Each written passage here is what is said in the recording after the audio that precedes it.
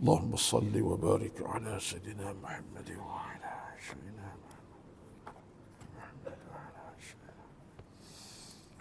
اللهم رب يسر ولا تعسر إنك على كل شيء قدير. لا إله إلا أنت سبحانك إنا كنا من. اللهم رب يسر ولا تعسر إنك على كل شيء قدير. لا إله إلا أنت سبحانك إنا كنا من الظالمين. لا إله إلا أنت سبحانك إنا الصالحين. اللهم صل وبارك على سيدنا محمد. السلام عليكم ورحمة الله وبركاته.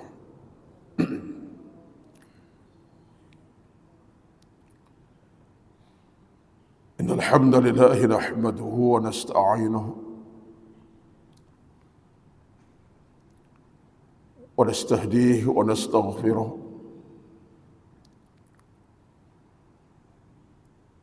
ونعوذ بالله من شرور أنفسنا ومن سيئات أعمالنا. من يهده الله فلا مضل له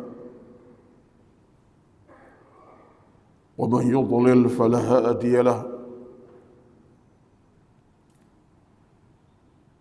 أشهد أن لا إله إلا الله وحده لا شريك له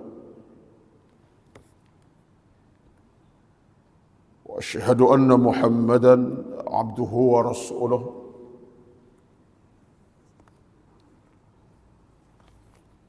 ربنا عليك توكلنا وإليك أنبنا وإليك المصير.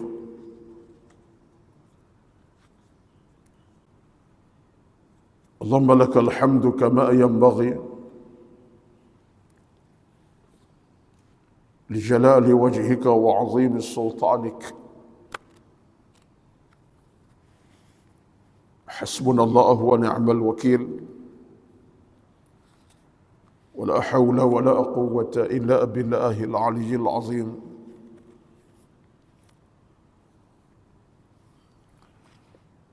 اللهم إنا نسألك الهدى والتقى والعفاف والغنى.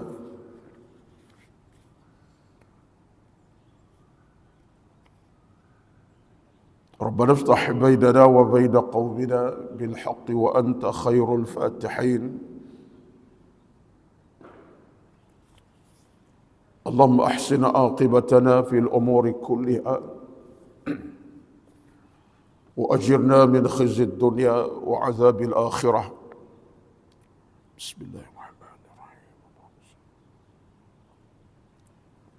الحمد لله. اللهم إنا نعوذ بك من علم لا ينفع ومن قلب لا يخشع ومن نفس لا تشبع ومن دعوة لا يستجاب لها. اللهم زدنا ولا تنقصنا وأكرمنا ولا تهنا وأعطنا ولا تحرمنا وآثرنا ولا تؤثر علينا وارضنا وارض عنا برحمتك يا أكرم الأكرمين. اللهم انصر إخواننا المسلمين والمجاهدين في فلسطين. اللهم دمر أعداءك أعداء الدين لا سيما الكفار المستعمرين الغاصبين المعتدين. اللهم بدد شملهم وفرق جمعهم وشتت كلمتهم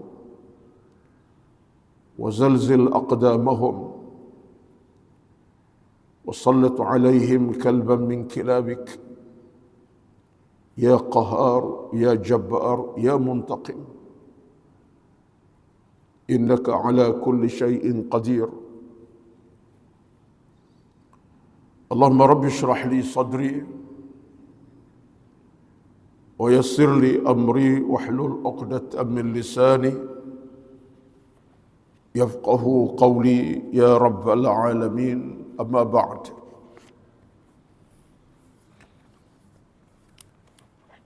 أعوذ بالله من الشيطان الرجيم. بسم الله الرحمن الرحيم. يوم لا ينفع مال ولا بنون إلا من أتى الله بقلب سليم. Yang bermaksud pada hari yang tidak ada gunanya harta benda dan anak pinak, kecuali orang-orang yang datang menghadap Allah dengan hati yang penuh keimanan dan kesejahteraan. Sadaqallahul Azim. Asy-Syu'ara 88. Yang hormati berbahagia pengurusi dan seluruh dan kuasa pengurusan masjid bangsa, yang berbahagia Al-Fadhil Tuan Imam kita pada pagi ini, dan yang dihormati dikasihi seluruh kehadiran para jamaah subuh, tetamu-tetamu Allah Subhanahu wa taala di pagi yang penuh barakah ini. Alhamdulillah, marilah sama-sama kita merafakkan kesyukuran kepada Allah Subhanahu wa taala untuk kesekian kali dan harinya, di saat di mana hari berubah, waktu dan jadual setiap hari kita berubah, tapi pada hakikatnya kita masih dalam skala kehidupan yang masih Allah berikan rezeki kepada kita. Rezeki umur dan usia, rezeki tenaga dan kekuatan fizikal, dan yang paling utama, rezeki kita untuk terus beribadat kepadanya.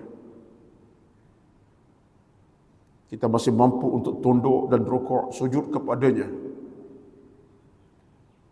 diri tegak dalam salat kita, walaupun ada yang duduk, semata-mata untuk meneruskan siri kehidupan yang berbaki menuju kepada Allah Subhanahu wa taala. Ketika mana belum sampai waktunya, Allah Subhanahu wa taala memanggil kita kembali kepadanya. Fa idza jaa ajaluhum la yastakhiruna sa'atan wa la yastaqdimun. Sedangkan pada hakikatnya bila sampai waktu dan ketikanya Allah memanggil kita kembali secara mengejut, Allah tidak akan perlewatkan sesaat walaupun seminit, diawalkan, diakhirkan, dilewatkan kepada kita. Itulah kadang-kadang dalam urusan kehidupan harian kita ini, banyak perkara yang kita perlu renung, kita lihat, kita semak, kita hitung, kita muhasabah. Kerana semuanya memerlukan kepada keinsafan. Dan bila ada titik keinsafan dalam hati nurani kita, mudah-mudahan yang memandu kita bukan sekadar kita semata-mata, tapi hidayah Allah Subhanahu wa taala yang gerakkan hati kita, yang gerakkan jiwa kita, yang gerakkan hidup ini. Hidayah Allah Subhanahu wa taala. Dan bila Allah gerakkan kita dengan hidayahnya, maka perjalanan kita perjalanan yang selamat dan perjalanan yang sejahtera dan bahagia. Pilihan kita pun tepat, insya-Allah. Kita akan faham saat mana kita kena beribadat, tunaikan ibadat, wajib beribadat. Saat mana pula kita dengan urusan-urusan keduniaan dalam soal keluarga, harta benda dan seumpamanya. Itu semua kerana ada hidayah. Tapi kalau tidak kerana hidayah Allah Subhanahu wa taala, hidup ini akan bercelaru. tidak akan ada ketenangan, tidak akan ada keselesaan. Tapi yang ada ialah kecelaruan. Sehingga kita tidak boleh membezakan saat mana kita wajib beribadat, saat mana kita boleh uruskan hidup dengan urusan-urusan keduniaan. Akhirnya bercelaru. Sebab itu kita minta kepada Allah Azza wa Jalla sepanjang hidup ini, salah satu permintaan yang tidak boleh kita tinggalkan, abaikan, bahkan kita sebut sepanjang waktu dan masa tanpa sedari, itulah permintaannya. Ialah ihdinas siratal mustaqim. Ya Allah, ya Tuhan kami, tunjukkan kepada kami jalan yang lurus. Jalan ilmu, jalan iman, jalan Islam, jalan pahala, jalan kebaikan, jalan ke syurga, jalan kerahmatan, jalan keberkatan. As-siratal mustaqim. Kita merayu kepada Allah. Subuhnya, jam zuhurnya, asarnya, jam maghrib dan isyaknya, paling kurang 17 kali sehari semalam kita merayu. Ini di antara benda-benda yang kalau kita renung balik, itulah hakikatnya. Kita merayu, kita minta dalam bacaan solat kita, dalam al-Fatihah kita. Kita meletakkan satu harapan yang tinggi supaya Allah berikan kita hidayah, petunjuk yang boleh membawa kita ke jalan al-mustaqim, yang lurus. Kerana ilmu meluruskan kehidupan. Kerana pahala membina kehidupan. Amal salih menyelamatkan kehidupan. Jalan kebaikan membawa kepada kemuliaan. Apa saja jalan lurus. Dan kemuncak jalan lurus itu adalah syurga.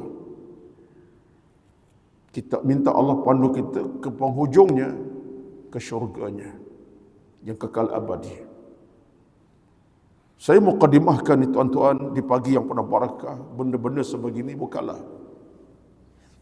untuk semata-mata ucapkan sekadarnya, tapi itulah peringatan.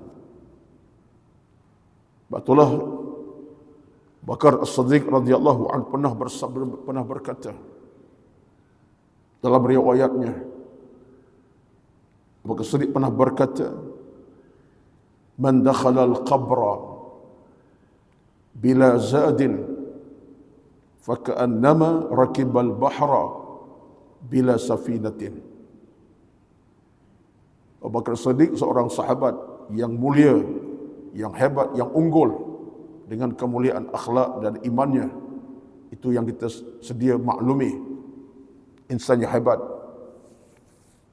Bahkan ada riwayat yang saya sebut dalam ceramah 2 hari lepas di satu masjid, berdasarkan nas daripada Nabi SAW, kehebatan Abu Bakar ini, beliau adalah insan yang kedua akan jejak kaki ke syurga selepas Nabi SAW.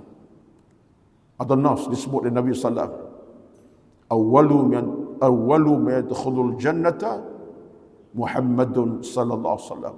Orang pertama yang akan masuk ke syurga setelah diketuk di syurga, Nabi SAW. Yang akan ikuti baginda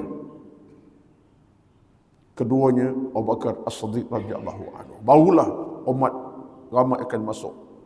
Jadi seolah Nabi yang pertama, kedua barulah umat yang akan masuk ke syurga. Ini kehebatan Abu Bakar lah. Riwayat pada Imam Muslim rahmatullahi alaihi. Kata Abu Bakar radhiyallahu anhu, "Man dakhala al-qabra bila zadin faka'annama rakiba al-bahra bila safinatin." Bila sampai waktunya seorang itu masuk ke alam kuburnya tanpa ada bekalan yang cukup, tanpa ada ilmu yang cukup, tanpa ada iman yang cukup, maka dia seolah-olah,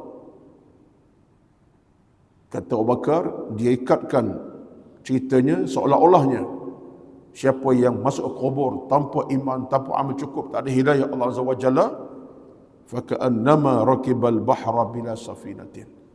Seolah-olahnya dia merentasi laut yang dalam tanpa menaiki kapal. Patutnya nak rentau dalam itu kena kapal, bukan boleh naik, bukan boleh dengan tenaga semata tenaga, tak boleh. Cerita ini ada gambaran yang menarik, ada tiga empat makna yang menarik. Sehingga kata para ulama kita, Abu Bakar cuba bercakap dalam nadanya untuk ingatkan kepada kita semua, termasuk beliau lah sebagai orang cakap, betapa dalam hidup ini belum pun kita mati, belum kita meninggal dunia, belum kita diangkat nyawa oleh Allah Subhanahu wa taala, bekalan utama kita ialah iman, amal, hidayah Allah Subhanahu wa taala. Sebab itulah Abdullah ibn al-Mubarak rahimah ta'ala sebut dalam kata-katanya, setiap saat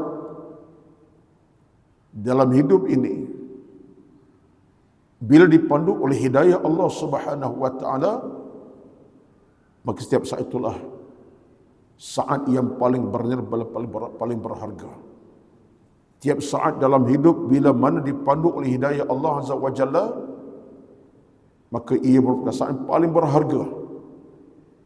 Kenapa kata Abdullah al-Mubarak? Li'anna al-hidayata, kerana hidayah itu adalah merupakan kunci kepada syurga Allah Subhanahu wa taala. Orang akan ke syurga orang yang namanya al-muhtadun, al-muhtadin. Ahli syurga ni orang-orang dapat hidayah Allah Subhanahu wa taala. Maka tuan-tuan hadirin yang dirahmati Allah sekalian, apa yang saya cuba nak kaitkan muqaddimah sebegitu pada pagi ini dengan ayat suci Al-Quranul Karim yang kita pilih, yang saya pilihlah untuk diambil peringatan, ingatan, kita caknakannya insyaAllah dalam kehidupan beragama kita. Itu ayat dari surah Al-An'am 162 hingga 165. Ayat ini panjang, mungkin tak tamat kita pada ayat ini panjang. Kita ambil sikit daripada ayat itu. Al-An'am 162 dan seterusnya. Tidakkah kita sedar di pada ayat Al-An'am 162 ini di antara ungkapan kita harian pun sebenarnya.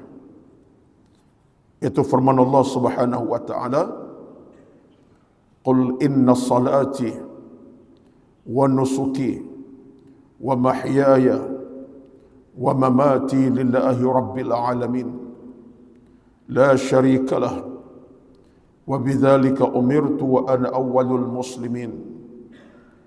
Qul aghayra Allahi abghi rabban wa huwa rabbu kulli syai'in wa la taksibu kullu nafsin illa 'alayha wa la taziru waziratun wizra ukhra thumma ila rabbikum marji'ukum fayunabbi'ukum bima kuntum fihi takhtalifun." Kita ambil dua ayat sajalah pada pagi ini. Itu 162 Al-An'am hingga 164. Maksud ayat ini, "Qul inna salati wa nusuki wa mahyaya wa mamati lillahi rabbil alamin." Katakanlah, wahai Muhammad, sesungguhnya sembahyangku dan ibadatku, hidupku dan matiku hanyalah untuk Allah, Tuhan yang memelihara dan mentadbirkan alam seluruhnya. La syarikalah, tiada sekutu baginya. Wa bidzalika umirtu wa ana awwalul muslimin. Dan dengan yang demikian sahajalah aku diperintahkan dan aku di antara seluruh umatku adalah orang Islam yang berserah diri kepada Allah dan mematuhi perintahnya. Qul aghayra Allahi abghi rabban wa huwa rabbu kulli syai'in Katakan ya Muhammad, sesudah aku mentauhidkan Allah dan serah diri kepadanya, patutkah aku mencari Tuhan selain pada Allah? Padahal dialah Tuhan bagi segala sesuatu, Maha memiliki segala sesuatu. Wala taksibu kullu nafsin ila 'alaiha. Dan tiadalah kejahatan yang diusahakan oleh tiap-tiap seorang melainkan orang sahaja menanggung dosanya. Maksudnya siapa yang buat dosa, ditanggung dosanya. Wala taziru waziratun wizra ukhra. Dan seorang tidak mikul dosa orang yang lain. Manusia pendosa, dia tanggung dosanya, orang tak mikul dosanya.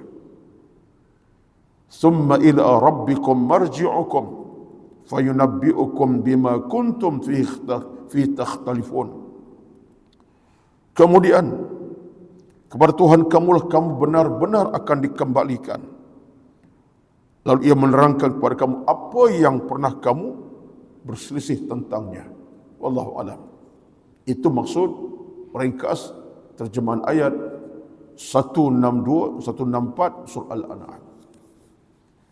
Tuan-tuan dan puan-puan yang dirahmati Allah sekalian, saya mengambil ayat ini untuk direnungi makna dan pengertian tadabbur secara ringkas berkait dengan apa yang saya muqaddimahkan tadilah. Pertama sekali, Allah sebut kepada kita satu kenyataan yang rasmi. Dirasmikan Allah Subhanahu wa taala ke atas Nabi kita Muhammad sallallahu alaihi wasallam. Qul inna salati wa nusuki wa mahyaya wa mamati lillahi rabbil alamin. Menjadi ucapan kita dalam salat kita, salat kita takbir, bacaan kita biasa itulah dia. Walaupun tidak wajib dibaca, tapi kita biasa membacanya. Maknanya, Allah menegaskan kepada kita bagaimana hal berkait dengan soal kita dengan kehidupan kita. Sesaat kita masih bernafas di bumi Allah yang terbentang ini, belum kita dimatikan Allah Subhanahu wa taala. Kewajipan kita ialah mengabdikan diri kepada Allah Subhanahu wa taala. Tunduk dan patuh kepada Allah Subhanahu wa taala. Allah rakamkan 4 perkara. Yang pertama, salatku. Yang kedua, urusan-urusan ibadat daripada solat, termasuklah urusan-urusan bersifat harta benda, rezeki, keluarga. Yang ketiga, urusan nyawa yang ditarik masuk dalam siap oksigennya. Yang keempat, saat kematian, yang kita tahu bila akan tiba dan masanya. Fa'idha ja'a ajaluhu, bila sampai waktu dan ajal maut kita, Allah tidak akan lewatkan walau saat dan tidak akan awal walau sesaat. Kata Al-Imam Asy-Syanqiti rahmatullahi alaihi dalam tafsirnya, kata Asy-Syanqiti rahmatullah, ungkapan ini bukan satu ungkapan yang biasa, tapi ungkapan yang sifat lahu ajaib katsirah. Satu ungkapan yang ada keajaiban yang banyak. Apa antara keajaibannya yang banyak itu? Kata Imam Asy-Syanqiti, antaranya ialah bagaimana Allah Subhanahu wa taala mengajar umat ini. Umat siapa? Nabi Muhammad sallallahu alaihi wasallam. Untuk benar-benar berada dalam keadaan yang boleh menyelamatkan mereka bila sampai waktu dan ketikanya Kerana kata Al-Imam Syangqiti, lihubbillahi ta'ala, kerana Allah sayang kepada umat Muhammad ini. Boleh jadi dengan ungkapannya mengatasi sayang Allah pada umat-umat sebelum Nabi SAW. Kalau tak sayang umat-umat sebelumnya, umat Nabi Nuh, seawal-awal umat yang dilahirkan oleh kalangan Nabi Nuh. Kemudian datang Nabi-Nabi yang ramai, Nabi Musa. Kalau tak sayang. Tetapi kata Imam Syangqiti, di atas manzilah kedudukan Nabi Muhammad yang lebih tinggi kedudukannya, itu rahmat kepada kita. Maka Allah SWT cintakan umat ini seolah-olahnya lebih pada umat sebelum Nabi SAW.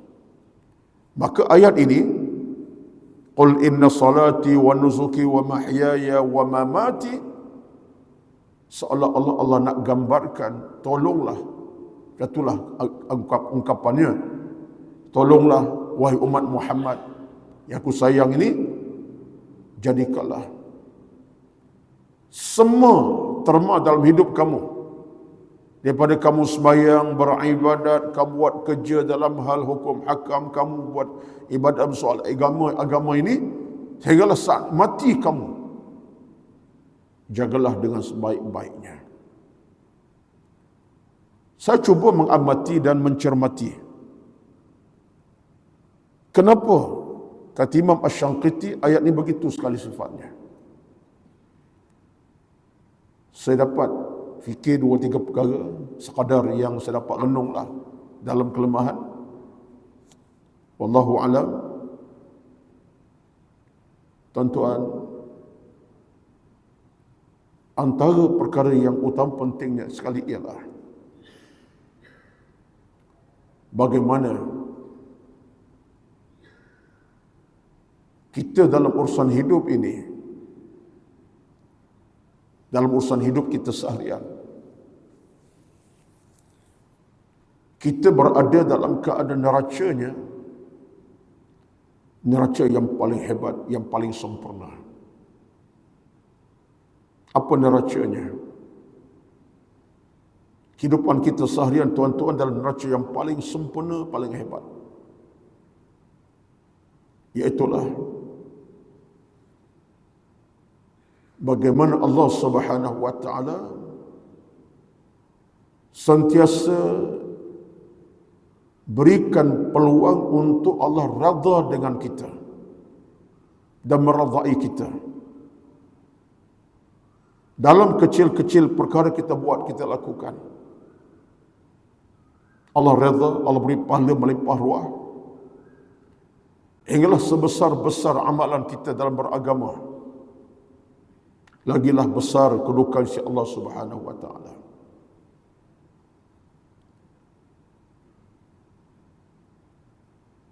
Jelas sekali hal ini kalau kita renung ayat ini. Qul inna salati wa nusuki wa mahyaya wa mamati lillahi rabbil alamin. Salat kita, ibadat kita, hidup kita dan mati kita, tiap-tiap inci dalam hidup kita ini, semuanya dalam keadaan Allah meradai. Selagi mana kita tunaikan hak-hak Allah Subhanahu wa taala dengan secara yang sesempurnanya. Contoh kita ambil, bila sebut tentang nusuki, salat satu hal lah. Sebut tentang nusuki. Nusuk ini makna ibadat. Kalimah yang sifatnya ammah. Nusuk ini sifat kalimah yang ammah. Dia berkait dengan soal semua perkara baik kita buat. Nusuki. Bukan saja sembahyang, puasa, haji, umrah dan seumpamanya. Apa saja amal baik kita buat dalam hidup ini, yang menanti kita adalah redha Allah Subhanahu wa taala. Jadi kalau menusuk ini, tuan-tuan, kalimah yang umum, mustamilatun ala jami'il a'mal, merangkum semua amalan kita. Kita susun selipar di tangga masjid, contohnya, atas asas supaya selipar nampak baik, orang boleh guna pakai secara mudah, dalam keadaan seliparnya tak teratur, itu ibadat atau nusuk kita yang pahalanya tidak besar, tidak kecil, minta maaf, tidak kecil pahalanya. Pada apalah kadarnya susun selipar. Tengok dalam toilet kurang bersih, kita pun tolong bersihkan dalam kadar yang tak perlu pada masa tenaga panjang pun, sekadar bersihkan saja. Bau yang tak berapa elok, kita flashkan, tandas. Contoh. Susun makanan untuk orang makan di awal pagi, macam pagi ni, belum jemaah nak makan. Susun gelas untuk diminum, susun makan untuk dimakan. Simple je. Tapi dalam agama, ia masuk dalam nusuk kehidupan yang Allah redha dan Allah akan beri keredaan. Saya sebut ini tuan-tuan, memahamkan kepada saya dan tuan-tuan, punca Allah nak redha kita dalam kehidupan umat Muhammad terlalu besar. Sayang Allah pada umat Muhammad ini, Allah buka pintu-pintu kebaikan yang kecil mana pun, Allah angkat kemuliaan kepada kita. Betullah tuan-tuan,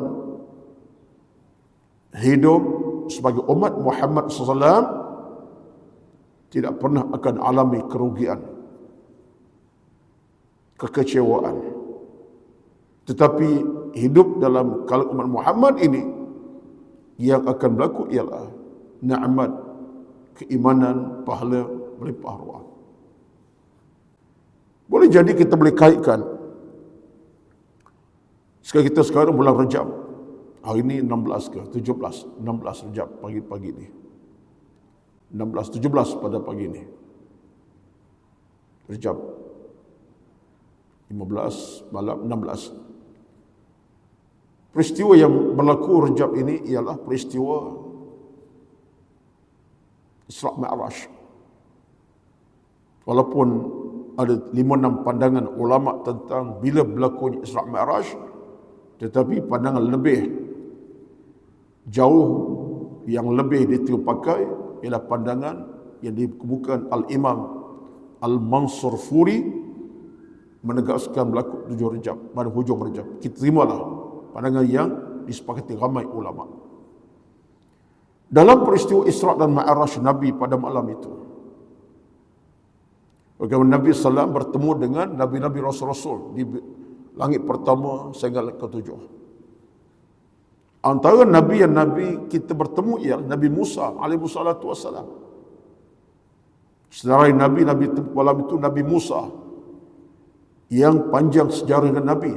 Hingga bab sembahyang kita ni pun perbualan Nabi dengan Nabi Musa, yang Nabi kita bertemu Allah untuk kurangkan rakaatnya, waktunya. Baik. Satu cerita dirakamkan dalam peristiwa Isra' Mi'raj ialah bagaimana Nabi Musa menangis. Bila tengok Nabi Muhammad, dia menangis. Dia menangis. Nabi bertanya, "Man ladzi yubkika?" Kenapa wahai Nabi Allah Musa engkau menangis? Engkau menangis kenapa? Kata Musa alaihi wassalam, "Ya Muhammad, innama bu'ithta ba'di." Engkau ni Nabi diutus Allah lepas aku. Aku umatnya ramai. Manusia kita banyak umatnya ramai. Tetapi umat kamu lebih ramai ke syurga pada umat aku. Engkau diutus lepas aku ramai, tetapi umat kamu lebih ramai ke syurga daripada aku. Direkodkan dalam hadis yang panjang oleh Imam Muslim. Tuan-tuan sekalian, Ulama ada buat perbincangan, bukanlah buat bincang sudut nak mendetailkan, tapi ada ulama cuba melihat kenapa Nabi Musa itu menangis. Kata-kata beliau, kata baginda pun Nabi jelas, umat kamu lebih ramai ke syurga. Menunjukkan istidlalnya, menunjukkan kata setengah ulama kita, umat Muhammad Allah lebih sayang, lebih kasih, Allah permudahkan urusan kita ke syurga lebih daripada umat-umat sebelum, bahkan umat Nabi Musa itu sendiri. Allah permudahkan urusan umat Muhammad lebih mudah ke syurga. Ini menunjuk kelebihan yang ada kepada umat Muhammad ini di atas sebab tadilah. Allah mudah berikan pahala, kerajaan dan seumpamanya. Buat kebaikan atau nusuk saja, kecil mana pun ibadat kita buat, pahala menanti. Dan yang lebih jauh pada itu ialah Allah tidak segera untuk menghukum umat Muhammad ini sebagaimana Allah segera hukum umat-umat sebelum ini. Umat Nabi sebelum kita, ketika saat mereka buat dosa maksiat, al-hukum by cash kadang-kadang. Allah kirimkan langit yang gelap gulita, tak dan 3 hari, datang bencana musnahkan kehidupan. Itu boleh baca dalam sejarahnya umat sebelum daripada Islam. Tapi Nabi Muhammad tidak begitu.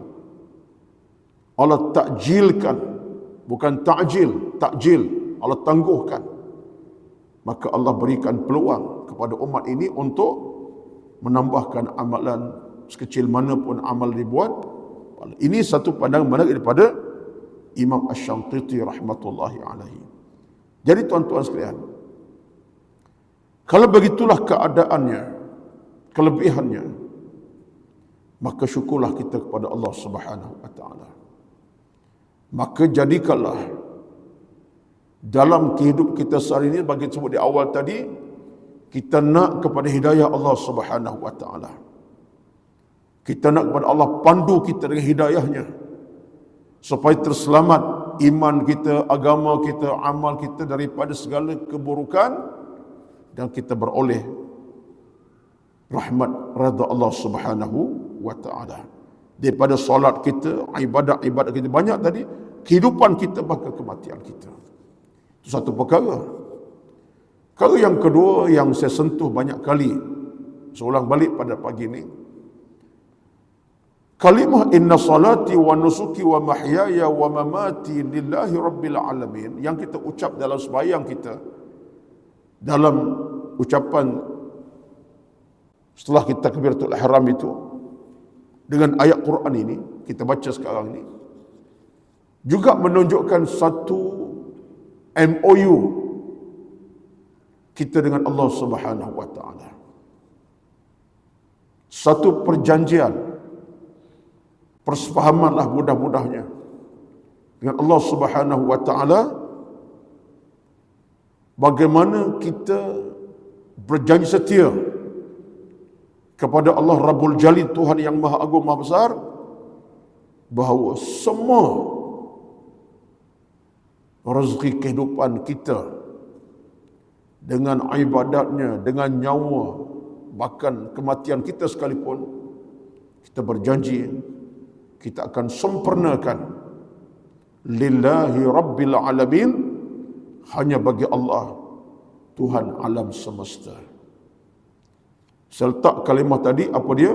MOU dengan Allah Subhanahu wa taala. Batulah, kalau kita faham, kita sedang meletakkan MOU dengan Tuhan, perjanjian begitu rupa, kita usahakanlah menunaikannya. Amat malanglah kalau kita dalam keadaan hidup ini, kita abaikan solat, kita abaikan ibadat, kita abaikan nikmat nyawa, kita abaikan dengan tujuan-tujuan yang tidak baik, bahkan maksiat. Amat malang sekali. Macam mana kita berjanji begitu dengan Allah, tiba-tiba kita tidak hormati perjanjian sebuah negara dengan negara, ditandatangani MOU tertentu, Bila sebelah pihak melakukan sesuatu tidak elok, boleh diambil tindakan atas negara tersebut. Contohnya lah, syarikat dengan syarikat, contohnya perjanjian. Maka salah satu pihak melakukan mungkin perkara tidak baik, membatal perjanjian, bayangkan ada hukuman berlaku. Begitulah dengan Allah Subhanahu wa taala. Jadi ini juga menunjukkan satu peringatan. Saya mengambil pandangan tuan-tuan daripada salah satu lagi seorang ulama besar yang juga menukilkan tentang bagaimana perlunya al-ahdu, perjanjian Tuhan ini wajib disempurnakan. Kerana kata di kalangan para ulama tafsir, khasnya ketika melihat ayat ini dengan begitu detail disebutkan para ulama, setengahnya menunjukkan perjanjian ini adalah perjanjian yang berpihak kepada kita. Allah SWT tidak mengambil peluang ataupun mengambil mengambil peluang lah, kesempatan. Perjanjian ini Allah tak kesempatan daripada apa yang kita ucapkan. Semua untuk kita. Akan balik kembali pahala keredaan keseluruhan kepada kita. Allah tidak mengambil peluang, kesempatan di atas perjanjian ini. Arti kalau kita tunaikan, kita selamat, kita bahagia, boleh kejayaan, kemenangan di padang mahsyar. Jadi semuanya pulang kepada kita. Allah tidak mengambil apa disebut sebagai kesempatan di atas perjanjian itu. Cuma kalau kita buat kesilapan, tunggulah azabnya daripada Allah Subhanahu wa taala. Kemudian ayat yang 163 sambungan pada ayat tadi, Allah berfirman, la syarikalah wa bidzalika umirtu wa ana awwalul muslimin. Kita ingat tuan-tuan, ayat ini adalah merupakan suatu perintah Allah kepada siapa tadi? Nabi sallallahu alaihi wasallam, umat kemudiannya. Batu Allah mulakan qul. Sebab dalam Quran bila kita jumpa ayat-ayat qul huwallahu ahad, qul ya ayyuhal kafirun, qul a'udzu birabbin nas, dan qul yang semacam juga qul inna salati, banyak lagi qul yang lain. Katakanlah, siapa tu? Muhammad, kepada Nabi sallallahu alaihi wasallam. Sekalipun ayatnya, kalau contoh kita ambil tadi, qul ya ayyuhal kafirun, katakan wahai kafir, tidak. Allah minta Nabi sampaikan, kata ya Muhammad, wahai orang kafir, Nabi sampaikan. Jadi ayat qul ini kepada Nabi, kepada umat. Termasuklah dalam ayat ini Allah kata apa? Qul inna salati, hei Muhammad, katakanlah sembahyangku tadi. Lalu Allah sebut dalam ayat seterusnya, la syarikalah wa bidzalika umirtu wa ana awwalul muslimin. Iaitulah dengan maknanya, hei Muhammad, katakanlah tiada sesuatu yang mensyirikkan Allah dengan sesuatu yang lain, wa bidzalika umirtu wa ana awwalul muslimin, dan kata Allah Azza wa Jalla, dengan demikianlah perintah diberi pada aku, maka aku antara orang Islam yang pertama setelah diri kepada mata perintahnya. Tuan-tuan sekalian, di sini sikit kupasan yang menarik. Yang paling utama sekali, bila Allah sebut la syarikalah, bila sebut tentang la syarikalah, tidak menduakan Allah Azza wa Jalla. Kaitan ayat dengan sebelumnya ada. Apa kaitannya? Bila Allah perintahkan kita, Nabi dan kita semua, jaga solat, jaga ibadat, jaga nyawa, kehidupan kematian, bermakna Allah minta kita ketulusan, kepatuhan yang penuh, keyakinan yang penuh kepada Allah Azza wa Jalla, hanya kepada aku sahaja, lillahi rabbil alamin.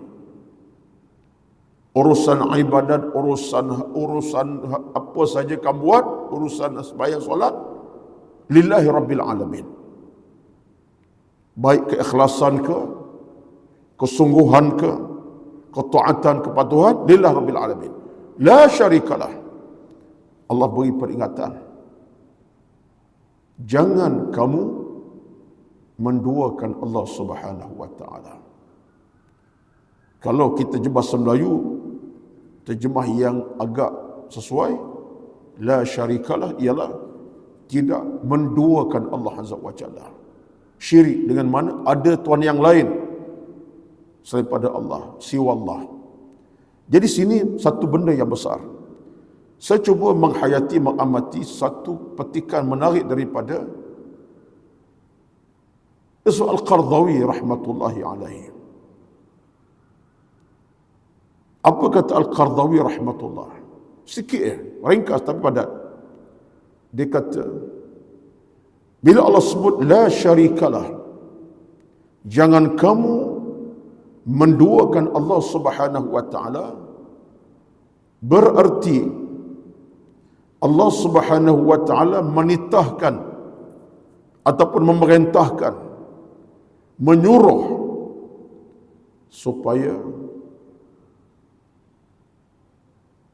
setiap perkara yang kita lakukan,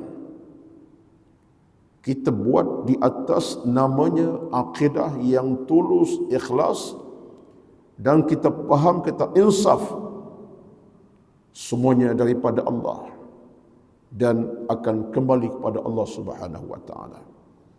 Kata Al-Qardawi, bila kita faham semua daripada Allah dan kembali kepada Allah Subhanahu wa taala, itu apa makna? Allah segala-galanya. Kita solat, kita beribadat, jaga kehidupan.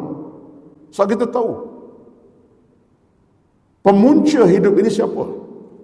Allah Azza wa Jalla. Yang beri kita segala-gala nikmat, segala-gala kelebihan yang kita miliki. Lillahi rabbil alamin. Wa ma bikum min ni'matin fa min Allah. Kalau semua nikmat kamu ada, milik Tuhan. Surah An-Nahl ayat 53. Jadi bagaimana kita boleh duakan Allah Azza wa Jalla? Ini ada sedikit perbincangan yang menarik pada ulama kita, tak nak bincanglah. Sebab itulah di situlah kita nak kepada al-uluhiyatu, keuluhian Allah Azza wa Jalla. Uluhiyah Tuhan kena ada. Sebab kalau tak ada uluhiyah Allah Azza wa Jalla, kita boleh tersasar. Boleh Allah Azza wa Jalla yang beri kita segala-gala nikmat, segala-gala kelebihan yang kita miliki. Lillahi rabbil alamin. Wa ma bikum min ni'matin fa min Allah. Kalau semua nikmat kamu ada, milik Tuhan. Surah An-Nahl ayat 53. Jadi bagaimana kita boleh duakan Allah Azza wa Jalla? Ini ada sedikit perbincangan yang menarik pada ulama kita, tak nak bincanglah. Sebab itulah di situlah kita nak kepada al-uluhiyatu, keuluhian Allah Azza wa Jalla. Uluhiyah Tuhan kena ada. Sebab kalau tak ada uluhiyah Allah Azza wa Jalla, kita boleh tersasar. Boleh jadi kita tersasar saat kita susah, dalam kesempitan, dalam ke Allah uji dengan sedikit sebanyak ujian bersifat kepayahan. Boleh jadi kita cari siapa? Yang lain pada Allah Azza wa Jalla. Itu yang paling menakutkan. Syirik pada Allah. Tak berapa nak sihat badan, cari kubur yang lama-lama orang dah mati, minta dengan kubur. Kononnya Tok Guru dah mati lama, minta sihat walafiat. Dalam kesempitan harta, susah payah hidup, kita mula terarah kepada apa? Mencari tempat kononnya berkat, tempat yang tertentu, minta keselamatan. Itu benda menakutkan. Sedangkan kata Al-Qardawi, bila kita faham pemunca semuanya Allah Azza wa Jalla, baik sakit demam Allah yang beri, sihat Allah beri. Ketika itulah la syarikal, Allah beri. Ingat, jangan duakan Allah Azza wa Jalla. Itu namanya uluhiyatullah. Itu namakan al-uluhiyah lillahi ta'ala, mengesahkan Allah Azza wa Jalla tanpa syirik dan kufur kepada Allah Azza. Ini soal akidah dah. Ini teguran. Wallahu alam. Cuma bila baca syirik ini panjang ceritanya. Sambungan ayat tadi, Allah kata apa? Wa bidzalika umirtu wa ana awwalul muslimin. Tengok tuan-tuan sekalian, kalimah ini, ayat ini nampak macam biasa, tapi maksudnya tersirat lagi mendalam. Bagaimana Allah mengajar Nabi kita Muhammad sallallahu dengan ucapan wa bidzalika umirtu, demikian aku disuruh, diperintah, diajar oleh Allah Subhanahu wa taala untuk apa? Menjadi orang yang menyerah diri kepada Allah. Wa ana awal muslimin, terjemahnya orang yang serah diri, yang pertama serah diri tunduk kepada Allah Azza. Bukan awal Islam, bukan orang Islam pertama, tidak ni. Sebab ada terjemahan kadang-kadang dalam tulisan salah. Bukan makna orang pertama Islam, tidak. Dengan maksud mesti serah diri kepada Allah Subhanahu wa taala, patuh kepada Allah Azza wa Jalla. Di situ kata para ulama kita, Nabi sallallahu alaihi wasallam diajar untuk menjadi tauladan, qudwah, contoh bagi kita semua. Jadi ayat ini satu perintah daripada Allah Subhanahu wa taala supaya Nabi Muhammad menjadi contoh tauladan. Wa bidzalika umirtu wa ana awwal muslimin, aku diperintah untuk serah diri dan mematuhi perintah Allah. Maksudnya menjadi qudwatan hasanatan, contoh kepada kita. Sebab itulah tuan-tuan, bila kita ambil Nabi sebagai contoh tauladan dalam soal ibadat, soal kehidupan, soal amalan, soal apa saja, itulah pintu keselamatan rahmat kepada kita. Tanpa Nabi contoh kepada kita, boleh jadi kita akan hidup dalam keadaan hilang punca dan hilang maksud yang sepatutnya.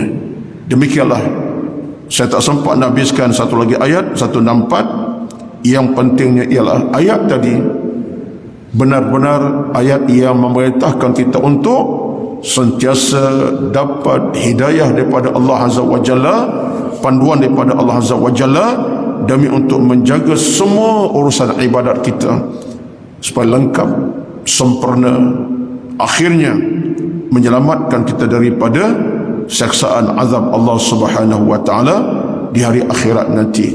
Mudah-mudahan sebanyak bicara kita pada pagi ini, pada muqaddimah hinggalah kepada hujung ini, memberikan kita kekuatan hati dan jiwa yang kental terus kita beriman, beribadat kepada Allah Subhanahu wa taala, dan kita menjaga seluruh proses kehidupan kita, nusuk kita, ibadat kita, solat kita, kehidupan dan kematian kita lillahi rabbil alamin, beroleh kejayaan, keselamatan, kemenangan, bukan kegagalan, rahmat, bukan murka Allah Subhanahu wa taala. Itulah sekadar apa yang dapat sampaikan pada pagi ini.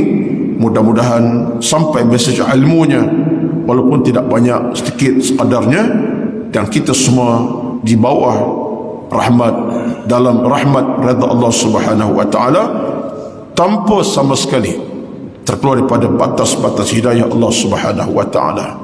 Allah memandu kita, Allah pimpin kita, dan kita berada pimpinan panduan Allah Subhanahu wa taala. Ihdinas siratal mustaqim, ya Tuhan kami, tunjuklah kepada kami semua ya Allah jalan yang lurus, jalan ilmu, jalan iman, jalan agama, jalan taqwa, jalan pahala, jalan keredaan, dan jalan kemuncak jalan syurga kepadamu ya Allah. Rabbana atina fid dunya hasanah wa fil akhirati hasanah wa qina adzabannar. A'udzu billahi minasy syaithanir rajim. Bismillahirrahmanirrahim. Alhamdulillahi rabbil alamin. wassalatu wassalamu ala sayyidina Muhammad wa ala alihi wa ashabihi ajma'in. Allahumma inna nas'aluka ridha'aka wal jannah. Ya Allah, ya Tuhan kami, mohon kami kepadamu ridha-Mu dan syurga-Mu. Allahumma jammilna bil afiyati was salamah. Hiasilah kami dengan keafiatan, kesehatan dan keselamatan. Allahumma jammilna bit taqwa wal istiqamah. Hiasilah kami dengan taqwa dan al istiqamah. Allahumma a'inna ala zikrika. Tolonglah kami untuk ingat kepadamu, wa syukrika, dan syukur kepadamu, wa husna ibadatika, dan elok ibadat kami, sempurna ibadat kami kepadamu. Allah maghfir lana dhunubana, ampunkan dosa-dosa kami, wali walidina, dosa ibu ayah kami, kama rabbauna sighara, bagaimana mereka didik kami dari kecil hingga dewasanya kami. Rabbana atina fi dunya hasanah. Ya Allah, ya Tuhan kami, berilah kepada kami dunia yang bahagia, membahagiakan kami, wa fil akhirati hasanah, akhirat yang bahagia, membahagiakan kami, wa qina azaban nar, dan jauhkan kami ya Allah dari azab api neraka-Mu yang membakar-bakar, menakutkan kami, menggerunkan kami. Wa sallallahu ala sayyidina Muhammad wa ala alihi wa ashabihi ajma'in, walhamdulillahi rabbil alamin. Taqabbalallahu minkum, taqabbal ya karim. Wassalamu alaikum warahmatullahi wabarakatuh.